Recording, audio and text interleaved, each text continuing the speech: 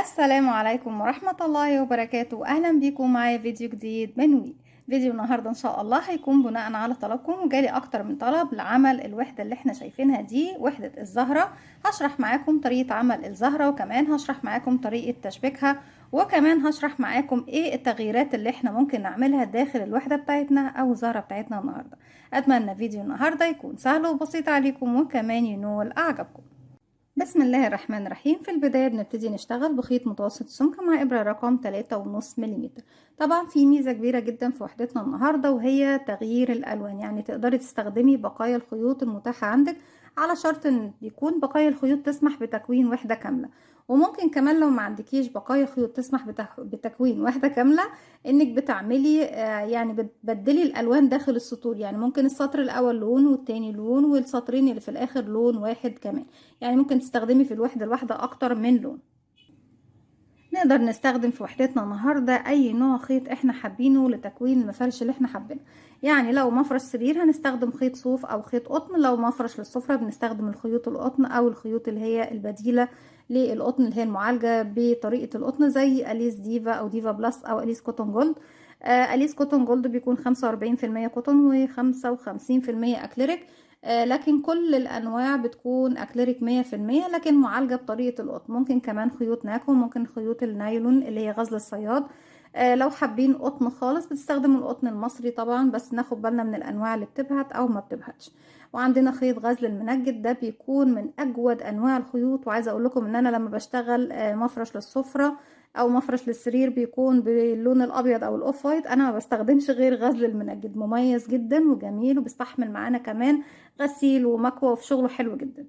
بسم الله الرحمن الرحيم. بنبتدي نشتغل. بعمل دائرة سحرية، وداخل الدائرة السحرية أنا هنا كونت 24 غرزة عمود بلفة. طيب هنا ممكن يكون في تغيير يا رندا؟ ممكن يكون في تغيير. بدل ما تشتغلي 24 عمود بلفة ممكن تشتغليهم 36 غرزة عمود بلفة. وهقول لكم طبعا مع التعديل دوت في السطر اللي بعده بنشتغل ازاي. في الاول ببتدي اكون دائره سحريه على 2 من الاصابع، بسيب مسافه بسيطه من الخيط، وابتدي الف الخيط وارجع للخلف واجي تاني للامام. مش الخيط جنب بعضه، لا، عكس بعضه بشكل حرف الاكس زي ما احنا شايفين. وفي نفس المكان ترجعي تاني للخلف. لفي ايدك الناحيه التانية، تكون عندك حلقتين. انزلي تحت الحلقه الاولى، اسحبي من تحتها الحلقه التانية، ولفي ايدك الناحيه التانية. خرجي واحده واحده الخيط من على ايديكي، وتأكدي ان طرفين الخيط داخلين داخل الدائرة السحرية. خيط البداية انا بحافظ عليه عشان يقفل الدائرة السحرية في النهاية، لكن انا ما بشتغلش بيه. هبتدي ارفع الخيط المتصل بالبكرة او الشلة على ايديا علشان اشتغل. انت عمرك ما هتقدري تشتغلي دلوقتي داخل الدائرة قبل ما تقفليها. طيب نقفلها ازاي يا رندا؟ بيكون عندك على الابرة حلقة، اسحبي الخيط واخرجي منها بغرزة سلسلة. السلسلة دي قفلت لي الدائرة السحرية.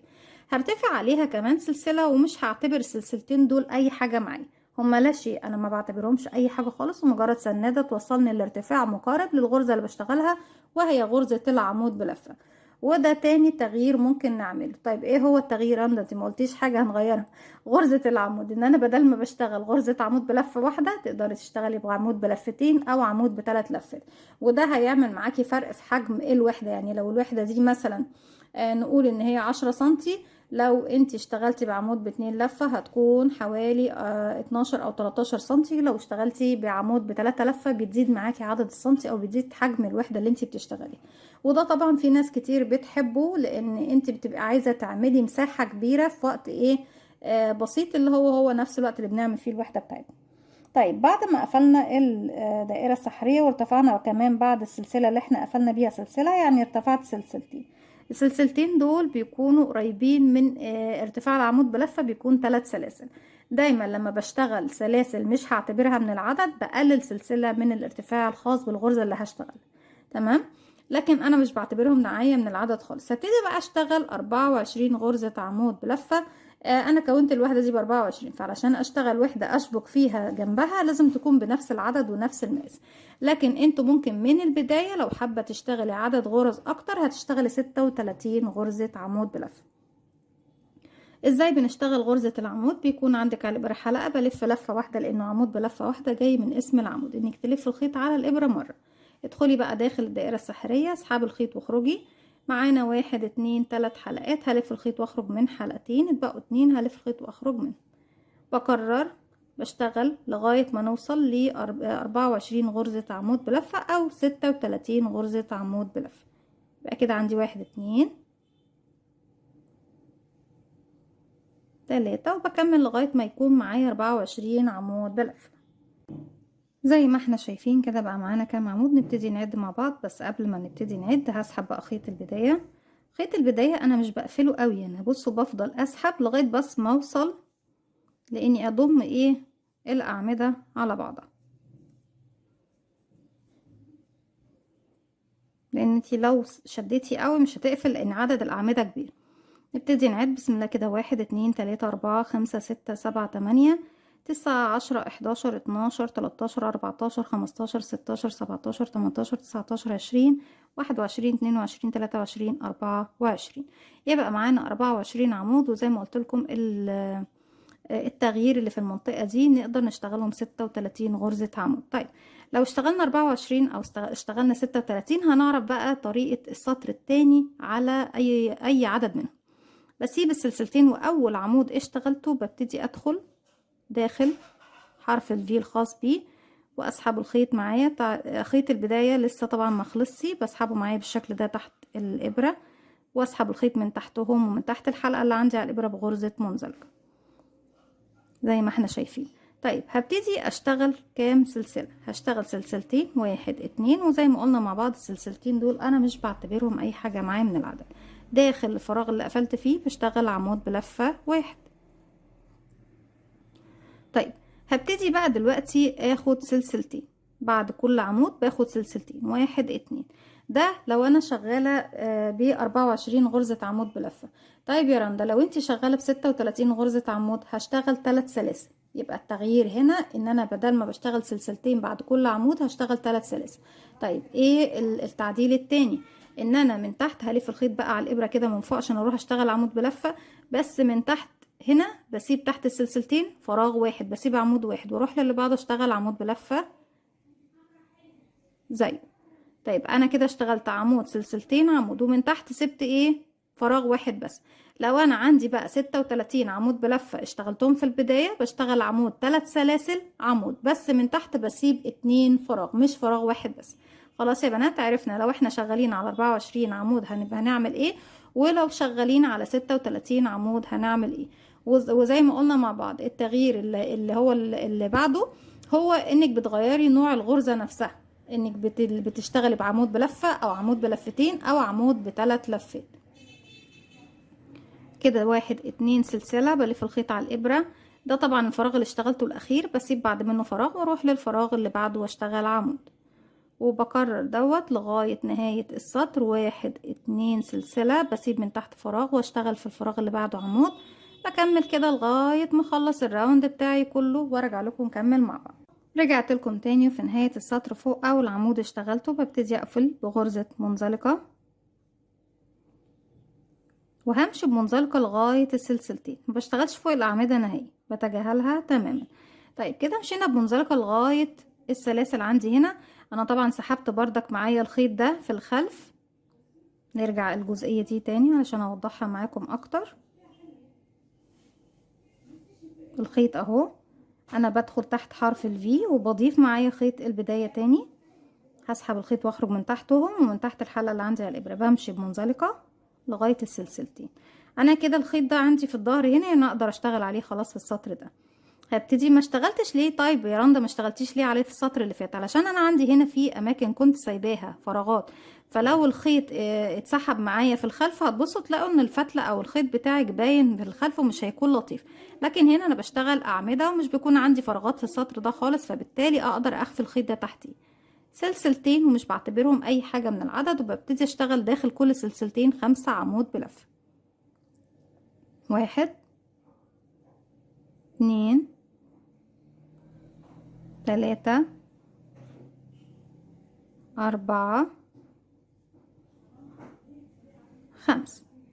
هبتدي ما بين كل فراغ وفراغ بروح اشتغل فيه باخد 5 سلسلة مسافة. 1 2 3 4 5. هلف الخيط واروح للفراغ اللي بعده 5 عمود 1، وزي ما احنا شايفين خيط اللي هو البداية معايا في خلف الشغل. 2 3 4 5. زي ما احنا شايفين 5 سلسلة، 1 2 3 4 5. الف الخيط على الابرة، هروح للفراغ اللي بعده 5 عمود، 5 سلسلة، 5 عمود، 5 سلسلة، لغاية ما بوصل لنهاية السطر. قبل ما اقفل معاكم الفقرة دي او الجزء دوت من الفيديو، عاوزه اقول لكم نقدر نعمل ايه بوحدتنا النهارده. انا اقدر اعمل منها مفرش للسرير، اقدر اعمل منها كوشنز، مخدات، اقدر اعمل منها شال مستطيل، وممكن كمان شال مثلث، ممكن اعمل منها كوفيه، ممكن اعمل منها مفرش للسفره في منتهى الجمال والروعه، وممكن اعمل منها فستان او كارديجان او بلوزه. يعني تقدري تشغلي منها حاجات كتير جدا. هسيبكم بقى اكمل السطر بتاعي بنفس الطريقه اللي شرحناها مع بعض، وارجع لكم نكمل تاني السطر اللي جاي مع بعض. رجعت لكم تاني. في المرحلة اللي جاية ببتدي بعد ما اشتغلت اخر 5 غرزة سلسلة، هبتدي اروح لاول عمود من ال5 اللي اشتغلناهم في البداية، بقفل فوقيه بغرزة منزلقة. طيب في السطر دوت احنا طبعا عايزة بس اراجع معاكم حاجة. لو هتشتغلي باكتر من لون في وحدة واحدة، هتشتغلي السطر الاول مثلا بلون، السطر التاني بلون، دول السطرين اللي تقدري تشكلي فيهم الالوان بتاعتك. اما السطر التالت والرابع فما ينفعش تشكلي الالوان، لان احنا ورقات او اوراق الزهرة بتاعتنا بيتكونوا من السطرين دول. يعني هتبص تلاقي ان الاتنين مندمجين مع بعض، ما ينفعش ان انت تعملي فيهم اختلاف. طيب لما ببتدي اشتغل في السطر ده، ببتدي اشتغل في العمود اللي في المنتصف ال5، يعني العمود رقم 3. انا كده قفلت بمنزلقة، همشي كمان بمنزلقة على العمود رقم 2، بسم الله، كمان منزلقة على العمود رقم 3، وفوق العمود رقم 3 ابتدي اشتغل غرزة حشو، برتفع سلسلة واحدة بس ارتفاع غرزة الحشو، وانزل اشتغل غرزة حشو. غرزة الحشو بتكون انك بيكون معاكي على الابرة حلقة، بتنزلي مباشرة من غير ما نلف الخيط على الابرة ولا حاجة. هدخل فراغي، اسحب الخيط واخرج، معايا حلقتين، هسحب الخيط واخرج منهم بغرزة حشو. داخل ال5 سلاسل، وكل 5 سلاسل بتقابلني بشتغل 4 عمود سلسلة، 4 عمود بلفة في نفس الفراغ. ده بالنسبة للوحدة الاولى، لاني انا ما بشبكش فيها حاجة، بتبقى لسه اول وحدة عندي. لكن الوحدات اللي جاية بعد الوحدة الاولى بنيجي في مكان السلسلة، انا بشتغل 4 عمود واشبك بدل السلسلة، بروح اشبك الناحية التانية وارجع اشتغل 4 عمود. يعني ما بشتغلش السلسلة اللي احنا بنشتغلها في الوحدة الاولى. هلف الخيط وادخل اشتغل 4 عمود على ال5 سلسلة، بسم الله، 1 2 3 4. طبعا دي هنعتبرها الوحدة الاولى بالنسبة لنا. فبشتغل ايه يا بنات؟ بشتغل 4 عمود سلسلة، وكمان 4 عمود بلفة، 1 2 3 4. يعني فوق كل 5 سلاسل دايما هنشتغل 4 عمود سلسلة، 4 عمود. فوق ال5 عمود بسيب 1 2 ورقم 3 بشغل فوقيه غرزة حشو، واسيب كمان رقم 4 و5. نرجع تاني نكون 4 عمود سلسلة، 4 عمود بلفة. هنبتدي في الورقة اللي جاية من الزهرة هنا، هنبتدي نشوف طريقة التشبيك.